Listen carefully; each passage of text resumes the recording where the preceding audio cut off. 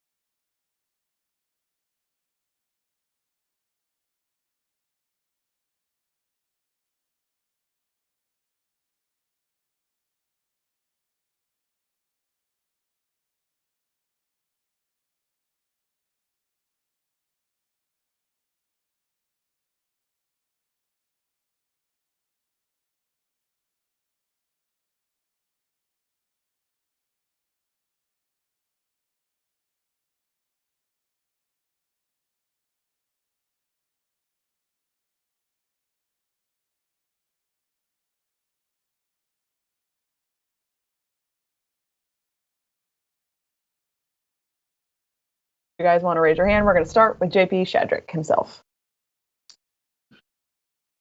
Hey, Todd, just overview of this season. This is obviously not how anybody wanted this season to go, certainly on the defensive side of things. Right. Is it as difficult or the most difficult season you've had as a coordinator? Not only as a coordinator, but probably in my 28 years of coaching. It's been a tough year.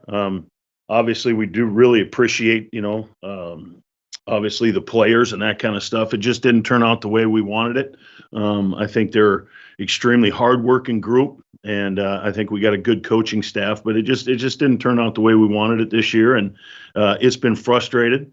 But at least hopefully we can go out on a good note this week versus Indy. Finally, for me, how different is Indy now in Week 17 than they were back in Week 1? I know the Jaguars' defense is a lot different, but take us through Indy's differences.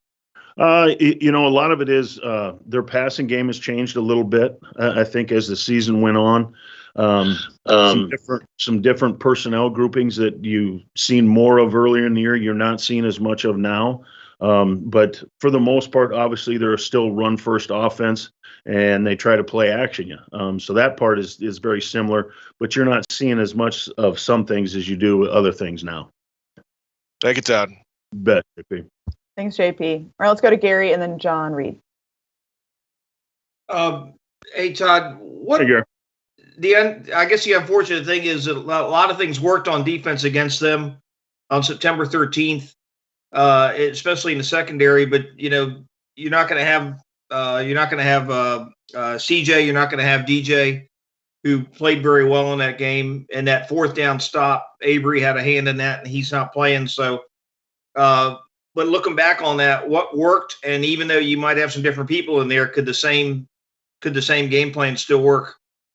Oh, I think anytime you play an opponent twice, you got to change things up regardless if it's the same players or different players. So, we'll do some things differently. There are some things that worked relatively well last time we played them, but I'm sure they're going to work and prepare against those things. So we have to change things up a little bit and just, once again, do the best we can to be able to get our players in position to make plays. And when they're in those positions, they need to make the plays.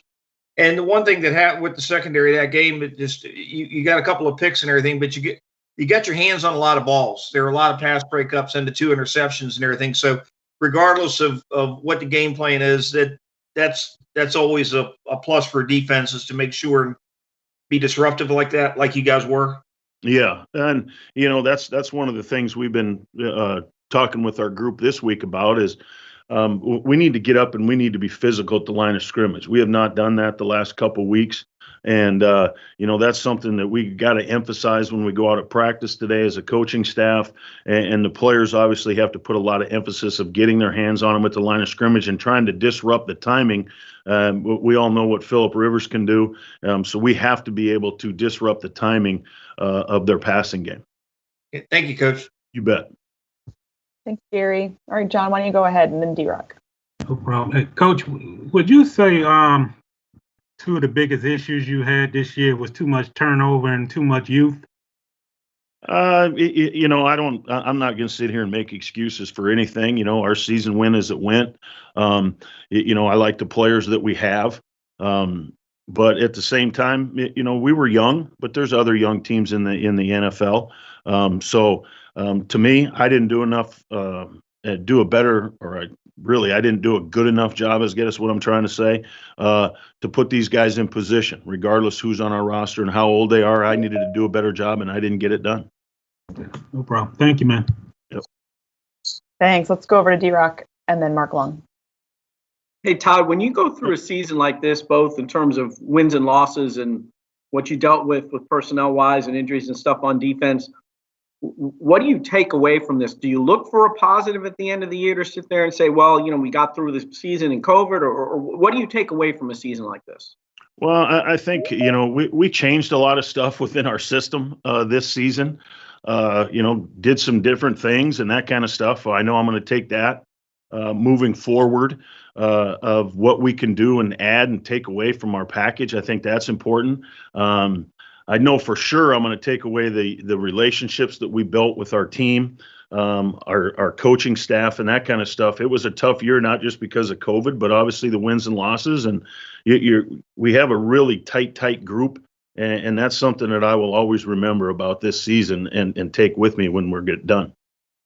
Do you become a better coach, or do people become better coaches when they go through a mountain of adversity like this?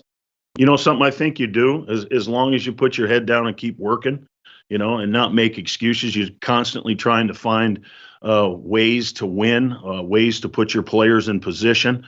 And I think if you're doing that, you're going to learn a lot as a coach. And I think the players are going to learn, obviously, how to handle adversity, how to react through adverse situations. And that's only going to make all of us better. Thank you. You bet. Thanks, D-Rock. All right, let's go to Mark Long, and then we'll finish with John Shipley. Hey, Washer. Hey. How do you look at, 8 years in Jacksonville, we all know change is coming. It's been a pretty good stop for you. Maybe your longest stop, right, in your coaching tenure? Yeah. Yep. Yep. Yeah. So, the inevitable, of all the thoughts, how do you handle this? How is your family handling it? How do you look at it? Can you even process it now, or do you just wait for something to happen and then go from there? Yeah, I think, as a coach, I've never been fired before, to be honest with you, Mark. And so, if it happens, it'll be the first time it's ever happened. So I'm sure that'll be a little bit of a strange situation to go through. But, Jacksonville is a very special place. Both of my daughters graduated from here, and my son has obviously started high school here. So it's always going to be a special place if that happens. But, it's part of our business. There's no doubt. There's critics all over there if you're doing well or you're doing bad. So you take it all in stride and you just move on. Thanks, Todd. I appreciate you. You bet, Mark. All right, let's finish up with John Shipley. Hey, Coach. I know he's injured right now, but just how would you evaluate CJ's rookie year and what you guys kind of saw from him when he was on the field?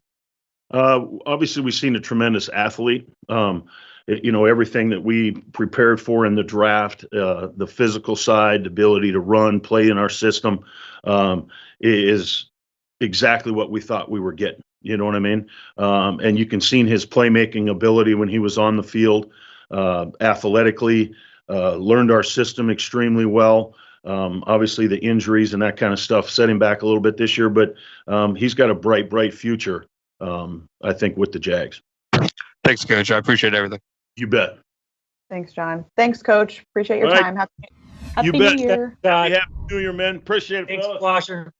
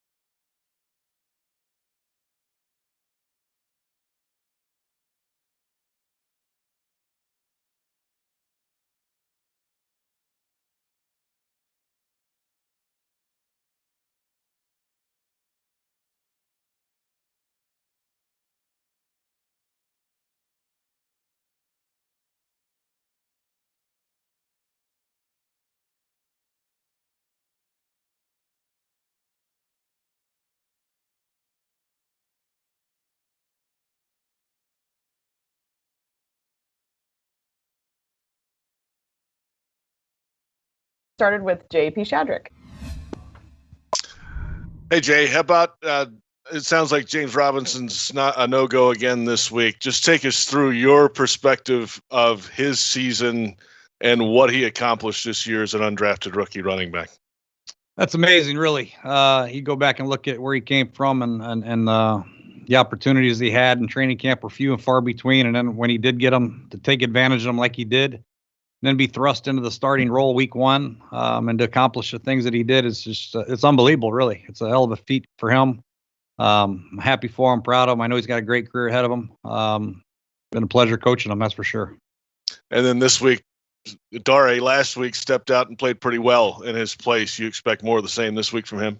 I do. You know, this is a hard working guy. He's smart. He's loves the game. He's been on a bunch of different teams, not a bunch. I know 3 or 4 at least. And he plays hard, man. He's good in the passing game. He's a good pass protector. He's a good runner. And I think this opportunity will suit him well. I think he'll take advantage of it like he did last week. Thank you, Jay. All right, thanks. Let's go over to John Shipley and then Gary Smith. Hey, Coach.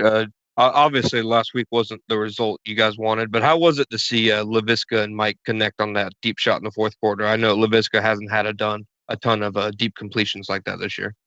Yeah, it was good to see Laviska get behind the defense. You know, it's something that he's going to have to continue to work on in his craft. I think a great offseason for him will be important, where he can get his body right and really work on his routes, his get-offs, his finishing speed. He's got a great future in the NFL for sure. There's a lot of things he can work on, but to see him have some success early in his career has been exciting, and I think the future is very bright for Laviska. Thanks, Coach. All right, let's go to Gary Smith and then Mark. Hey, Jay, totally unrelated to the game, so you may or may not want to comment, but does Dwayne Haskins have a future in this league?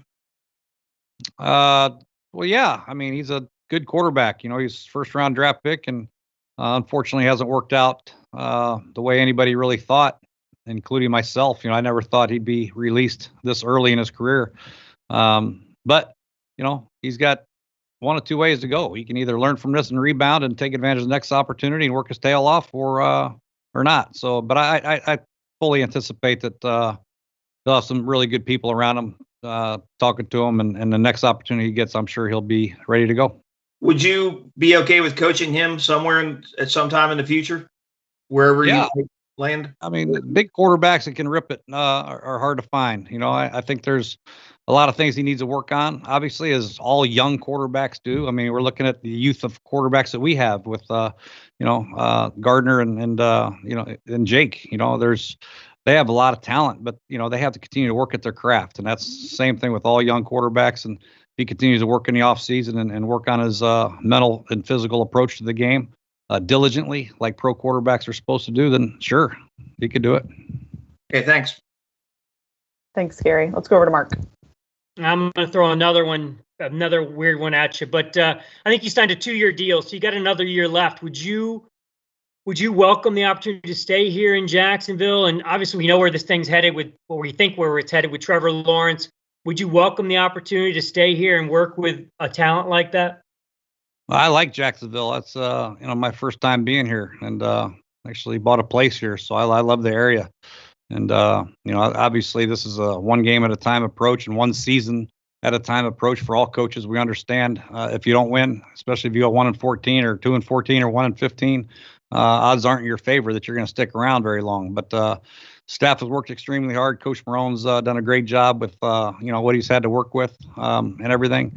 But the future is up in the air without a doubt. We're just going to work hard the last game, and whatever happens, happens. But I do love the area, that's for sure. And I would love to coach these young guys again.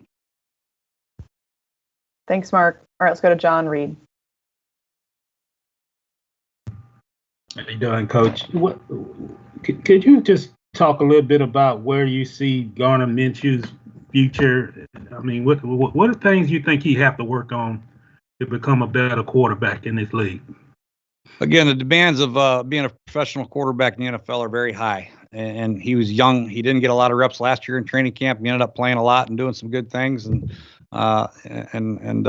then this off season, we didn't have really an off season program, really, so to speak. And through the new playbook at him in training camp, and had some issues where he wasn't able to throw the ball as consistently as he wanted to. We had to rest him a little bit.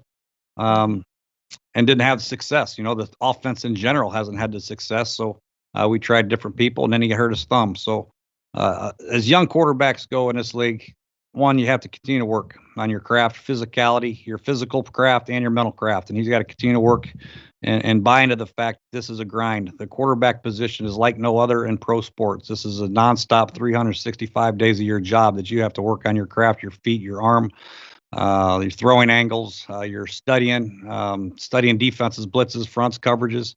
It should never stop if you want to be great. And he's got a chance to do that. He's young. He'll learn from his experiences that he had moving forward, and hopefully he'll take advantage of it. And next time he gets one, he'll roll. Thank you. All right, looks like we have one more question from John Shipley, and then we'll call it a day. Hey, Coach. I know Cam Robinson was a guy a lot of people were interested in before the season. Now that we're at the end of the season, how would you just say he performed for you guys this year? I've been impressed with Cam. He's fought through some nagging injuries and played and done some good things, man. We've been in some known passing situations where he's had to pass block some pretty good pass rushers, and he's battled his tail off. And in the running game, he's shown more pop and explosiveness out of his stance this year, and I think he's going to continue to get better. He's fought through against some injuries too early in his career, and I think you can see his physicality starting to shine. And I think he's in a position where he's only going to get better and better and better. The sky is truly the limit for Cam with the athletic skill set that he has and the power that he has. Now, when he puts everything together with fundamentals, seeing different fronts and looks, I think he's got a chance to be a great one. So, again, I think he's going to be a heck of a tackle in this league for a while. Thanks, Coach. All right, looks like Mia snuck in with one more, and then we'll call it a day. Sorry about that. Shipley, he got my creative juices churning. Jay, as we do end the season after Sunday here in Jacksonville, what is your assessment of the tight end room and going forward for anyone who's to possibly step into a coaching position here in Jacksonville? Do they still need pieces? Oh, for sure. You're always looking to add pieces of the tight end room. It's a tough position to find though nowadays. The tight ends that can block and be effective in the passing game are few and far between. Usually you get your big grind and blocking type guys that aren't very effective in the passing game, or you get your smooth athletic guys that aren't very effective in the running game. So that's a tough position to find. So you're always looking for somebody. You see the difference in Kansas City and San Francisco when they have Kittle and Kelsey, how good they can be when those guys are in the game, both in the running game and the passing game. And that position is one of the most important positions to have a good offense, in my opinion. Tyler's done a great job. James done a nice job. Obviously, we've added, Ben did some really good things as a rookie free agent until he got injured. So I've been impressed with Tyler Davis as a young up-and-coming player. He's got the physicality and the speed to maybe be effective at both, but he's got a ways to go, as a young player like a lot of these guys do. But at that position, you're always looking for pieces because you can line up in one tight end sets, two tight end sets, three tight end sets, and really put a lot of pressure on the defense. So that is one that I imagine the next this team will be looking for to add more pieces. And as someone who's been in war rooms on draft day these last few years, curious, how have you seen the tight end position, maybe now it's a second or a third or a first round pick as opposed to maybe waiting until the 6th or 7th round to pull the trigger? Yeah, I think that depends on the player, really. I think if you see somebody that's really athletic and actually physical enough in the passing game or in the running game, then he'll go high, really high. And if there's a clump of guys that may be good at one thing and not good at two things, then you can wait and maybe take the second or third or fourth best guy later on in the draft. But again, it's supply and demand, really. If there's only a couple good ones coming out, you better take one or you're going to get shut out. So if there's a lot of them, then you can wait. Awesome. Thanks, Jay. All right, thanks, Mia. And thank you, Coach. Appreciate your time. All right. Thank you, guys. Thanks, Jay.